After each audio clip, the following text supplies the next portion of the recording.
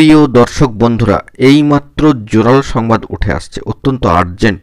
সংগঠক শিক্ষক বা অর্গানাইজার টিচার রিলেটেড নিয়োগ প্রক্রিয়ার সঙ্গে সম্পর্কযুক্ত প্রার্থীদের ক্ষেত্রে অবশ্যই কি রয়েছে দেখুন। একটি বিশেষ অংশ আপনাদের মাঝখানে তুলে ধরবার জন্য চেষ্টা করছি। চারিদিকে এই মুহূর্তে দাঁড়িয়ে কিন্তু হইচই। কেনই হইচই অবশ্যই সবটা আলোচনা করছি। আর্জেন্ট ভিত্তিতে ভিডিওটা তাই ক্রিয়েট করা। ভিডিওটিকে শেষ পর্যন্ত দেখবেন, কোনোভাবে কিন্তু স্কিপ করবেন না।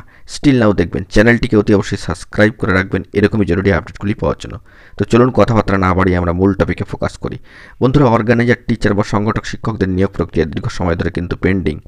একটি বলা যেতে পারে স্তীমিত নিয়োগ প্রক্রিয়া। সেক্ষেত্রে দীর্ঘ সময় ধরে কিন্তু পেন্ডিং নিয়োগ প্রসেসের ক্ষেত্রে নানা ধরনের খবর আপডেট উঠে আসছে। তবে তারই মাঝখানে একটি সংবাদ উঠে আসলো, যেখানে অবশ্যই লক্ষণীয় বিষয় যে ওবিসি সার্টিফিকেট বা ওবিসি শংসাপত্র বাতিল মামলার সাথে এবং রিসেন্টলি ওবিসি মামলার ক্ষেত্রে যে আপডেটটি এসছে, তো কার্যত তার সাথে যে একটা সাজুজ্য রেখে খবর চলে আসছে সেটা কিন্তু সঙ্গত নয়। তো সেই বিষয়ে একটু ক্লারিফিকেশান দেওয়ার প্রয়োজন রয়েছে।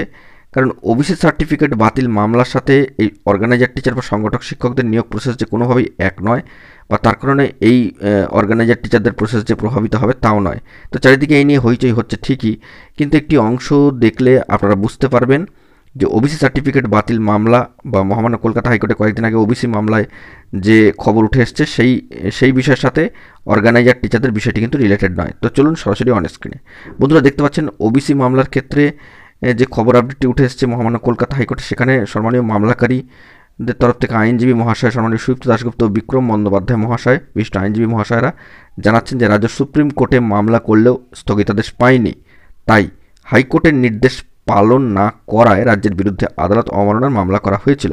সেই মামলাতেই কিন্তু নির্দেশ এসেছে একটি, যে ওবিসি শংসাপত্র জটিলতার জন্য রাজ্য সরকার নিয়োগ বন্ধ রেখেছে বলেও অভিযোগ উঠছিল। সম্মানীয় আইনজীবী মহাশয় জানাচ্ছেন, ওই দিন ডিভিশন বেঞ্চ মৌখিকভাবে জানিয়েছে যে আদালত নিয়োগ বন্ধ রাখতে বলেনি।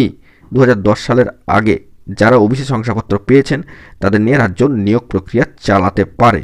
তো বুঝতেই পাচ্ছেন যে এই যে ওই সার্টিফিকেট বাতিল মামলা, তার জন্য যে নিয়োগ আটকে থাকবে বা নিয়োগ বন্ধ রাখতে হবে এরকম কিন্তু কোনো বার্তা নেই। বিষয়টি আশা করি আপনাদের মাঝখানে স্পষ্ট করতে পারলাম।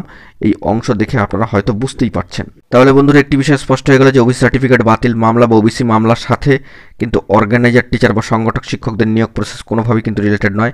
এটি একটি সম্পূর্ণ পৃথক পেন্ডিং নিয়োগ প্রসেস। জোরালো বার্তা এই মুহূর্তে উঠে আসলো। কি রয়েছে তার মধ্যে সেটাও কিন্তু দেখালাম, যে এই মামলার সাথে কিন্তু অর্থাৎ ওবিসি মামলার সাথে কিন্তু এই প্রসেসটার কোনো ধরনের কিন্তু যে লিঙ্কেজ তা কিন্তু নয়। তো বিষয়টিকে মাথায় রাখতে হবে। এমনি ওবিসি তালিকা সংক্রান্ত বিষয়ে কাজকর্ম বা ওবিসি সার্টিফিকেট বাতিল মামলা সংক্রান্ত বিষয়ে কাজকর্ম যাবতীয় কিছুই কিন্তু চলবে, প্রোগ্রেসিভ গতিতে সব কিছুই এগোবে। তবে বিষয়টি আপনারা মাথায় রাখবেন, দুটি বিষয় কিন্তু সম্পূর্ণ পৃথক। এই পেন্ডিং নিয়োগ প্রসেসটির বিষয়ে কোনো অফিসিয়ালি খবর আপডেট কিংবা কোনো নোটিফিকেশান সংক্রান্ত খবর আপডেট যদি অফিসিয়ালি অথেন্টিক থাকে সবটাই আপনাদের মাঝখানে তুলে ধরবো। আপাতত বেশ কিছু বিভ্রান্তিকর তথ্য উঠে আসছিল, তাই এই ক্লারিফিকেশানটি দেওয়ার কিন্তু প্রয়োজনীয়তা অনুভব করলাম। অনেক প্রার্থীরাও কিন্তু বিষয়ে জানতে চাইছিলেন, তাই এই বার্তা। তো এখন এটুকুই। সকলে ভালো থাকবেন, সচেতন থাকবেন, চ্যানেলটিকে সাবস্ক্রাইব করে রাখবেন জরুরি আপডেটগুলি পাওয়ার জন্য। ধন্যবাদ।